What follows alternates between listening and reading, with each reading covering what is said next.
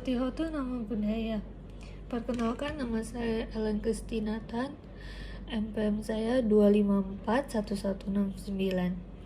Di sini saya akan menjelaskan tentang karma dan kelahiran kembali yang disampaikan oleh Biku Utamo dan Bapak Cornelis.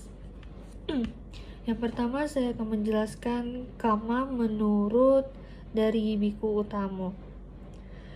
Menurut dari Biku Utamo, karma itu adalah perbuatan yang akan kembali kepada pelakunya.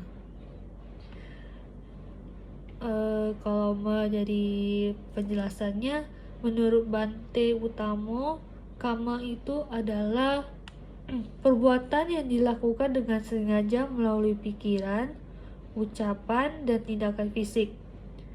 Dan seperti apapun yang kita lakukan pasti akan kembali kepada kita, cepat atau lambat sesuai dengan kondisi. Yang artinya pikiran itu menghasilkan karma, ucapan juga bisa menghasilkan karma, dan tindakan menghasilkan karma.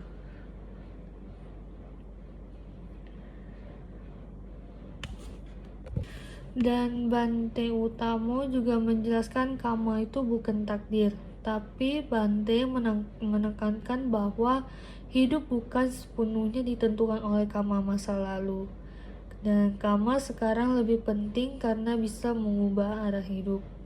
Dan beliau sering mengatakan bahwa kita tidak boleh menyalahkan nasib, tapi kalau ingin masa depan kita berubah, perbaikilah karma yang sekarang kita lakukan.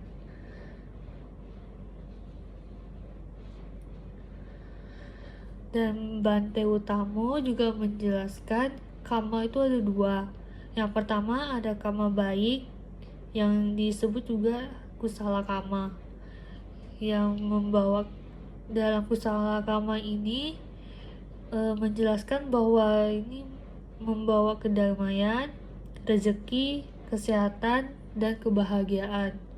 Yang kedua ada karma buruk atau aku salah karma. Ini adalah membawa penderitaan, konflik, dan kesulitan hidup. Selanjutnya saya akan menjelaskan tentang karma menurut Bapak Cornelis. Menurut Bapak Cornelis, karma itu adalah proses sebab akibat yang berlangsung dalam dimensi moral. Jadi setiap tindakan yang bermola akan menghasilkan akibat sesuai kualitas moral tindakan tersebut.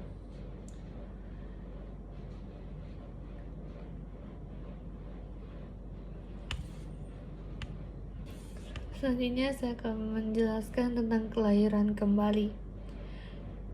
Kelahiran kembali menurut Biku Utamo itu terjadi karena karma.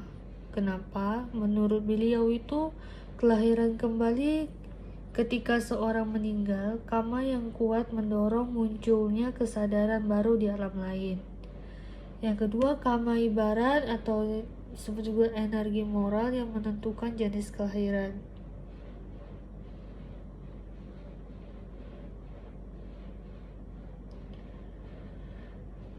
Dan beliau juga menjelaskan kelahiran kembali berlangsung di banyak alam. Menurut penjelasan beliau, kehidupan bisa muncul di alam manusia, alam binatang, alam dewa, alam Brahma, alam neraka, alam peta, dan alam asura. Selanjutnya kelahiran kembali menurut Bapak Cornelis. Menurut dari Bapak Cornelis, kelahiran kembali itu sebagai proses kesinambungan kesadaran. Kenapa? Karena di dalam penjelasan dari Bapak Cornelis menekankan bahwa kelahiran kembali itu bukan perpindahan roh. Yang berlanjut adalah arus mental atau stream of consciousness yang sering merujuk pada konsep pancakanda berganti tetapi kesinambungan proses mental tetap berjalan.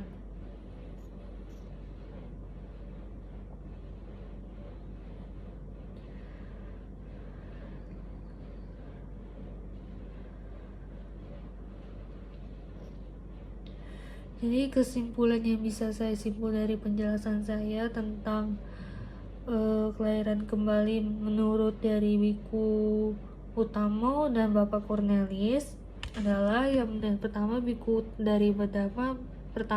Utamo, kelahiran kembali itu adalah kelanjutan proses kesadaran yang muncul karena karma tanpa adanya roh yang berpindah saat seseorang meninggal. Karma yang kuat memunculkan kesadaran baru di salah satu alam kehidupan. Proses ini berlangsung terus sampai mencapai pencerahan. Bukan makhluk yang sama, bukan makhluk yang berbeda juga. Menurut dari Bapak Cornelis, kelahiran kembali ini adalah kesinambungan kausalitas batin yang terjadi karena hukum karma dan tidak melibatkan entitas kekal. Bapak Cornelis menekankan bahwa rebirth adalah proses moral yang logis. Kualitas niat dan tindakan menentukan kondisi kelahiran berikutnya. Rebirth ini terjadi selama masih ada ketidaktahuan dan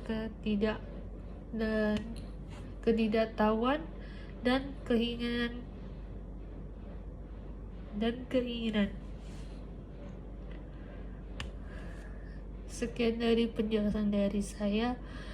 Kalau ada kata-kata yang salah, maaf dimaafkan. Setihotu nama budaya.